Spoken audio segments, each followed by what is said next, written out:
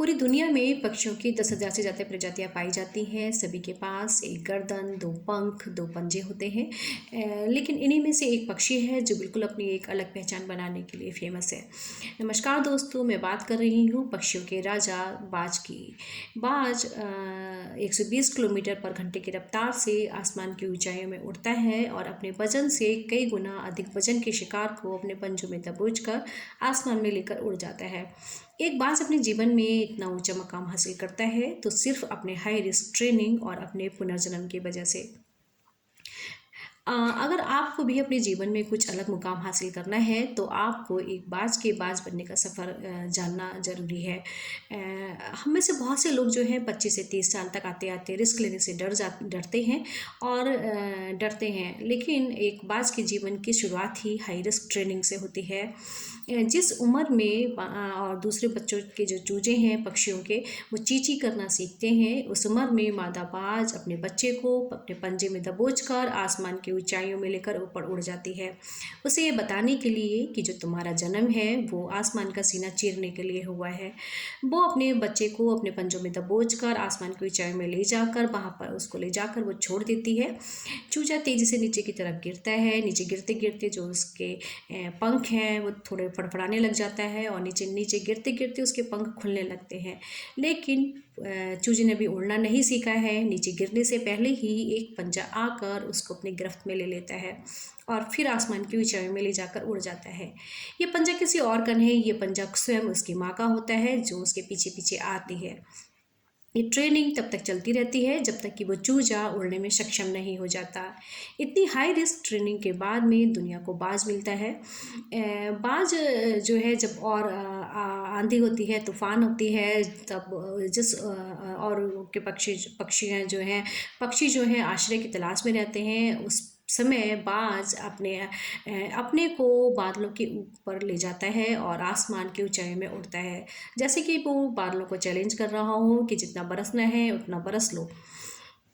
बाज की जो उम्र है, औसतन उम्र वो 70 साल की होती है, लेकिन 40 साल की उम्र तक आते आते उसके जीवन में सबसे बड़ी कठिनाइयों का दौर शुरू होता है और ये जो परेशानी है उसके जीवन में मौत बनकर आती है।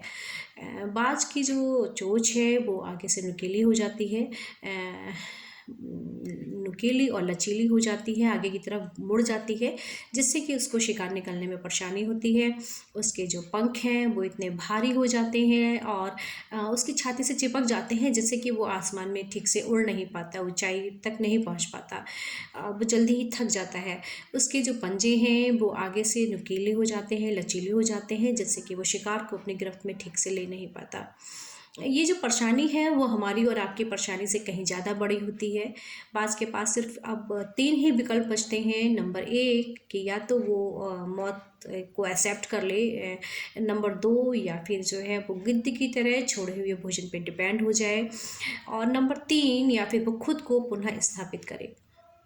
बाज इस तीसरे रास्ते को चुनता है। वो अपने आप को पुनः स्थापित करने का सोचता है। वो स्वयं को जो है अपने पास के ही इलाके की सबसे ऊंची चोटी पर ले जाता है और वहाँ ले जाकर अपना आश्रय बनाता है और एक चट्टान पे अपनी चोंच को वो मार मार कर जो है तोड़ देता है। वो लूलुहान हो जाता है और इंतज़ार करता है अपनी नई चोंच के आने का। चोंच के आने के बाद में वो अपने पंखों को, जो उसके पंख जो बहुत भारी हो चुके होते हैं, जो उसकी छाती से चिपक गए होते हैं, जिसकी वजह से वो आसमान में ठीक से उड़ नहीं पाता, उनको वो उखाड़ उखाड़ कर फेंक देता है और इंतज़ार करता है अपने नए पंखों के आने का। उसके जो पंजे हैं जो लचीले और आगे से जो नुकीले हो गए होते हैं, जिसकी वजह से वो शिकार को अच्छे से गिरफ्त में नहीं पकड़ पाता, वो अपने पंजों को भी चट्टान से घिस घिस कर रगड़ रगड़ कर उनको तोड़ देता है और इंतज़ार करता है अपने पंजों के विकसित होने का। ये पूरी जो प्रोसेस है, ये जो पूरी प्रक्रिया है, उस प्रक्रिया का जो समय है वो लगभग 5 से 6 महीने का होता है। लेकिन इस 5 महीने की संघर्ष के बाद बाज जो है अब बिल्कुल फिर से तैयार है, उसका फिर से पुनर्जन्म हो जाता है और वो फिर से तैयार है आसमान में अपना परचम लहराने के लिए, आसमान की ऊंचाइयों में उड़ने के लिए। वो फिर से नया बन गया होता है और उसके जीवन में जो परेशानी का जो दौर होता है वो सब समाप्त हो गया होता है। अब वो फिर से तैयार हो जाता है। जिस तरीके से बाज के जीवन में परेशानियाँ आती हैं और वो उसके पास जो विकल्प होते हैं उसी तरीके से हमारे पास भी विकल्प होते हैं। लेकिन हमें से ज़्यादातर लोग उस पहले रास्ते को चुनते हैं और परेशानियों के आगे गिव अप कर देते हैं, सरेंडर कर देते हैं, सुसाइड कर लेते हैं। दूसरे वो लोग भी होते हैं जो परेशानियाँ जब आती हैं तो वो अपना लक्ष्य ही बदल देते हैं और एक जो है नॉर्मल लाइफ जीने लग जाते हैं, वो अपने लक्ष्य से पीछे हट जाते हैं। जबकि तीसरे वो लोग होते हैं जो परेशानियों से लड़कर, मेहनत करके, संघर्ष करके अपने लक्ष्य में जो है विजयी होते हैं और अपने जो है बुलंदियों को छूते हैं, अपने फील्ड में वो अपना नाम रोशन करते हैं और अपना एक अलग ही इतिहास रचते हैं।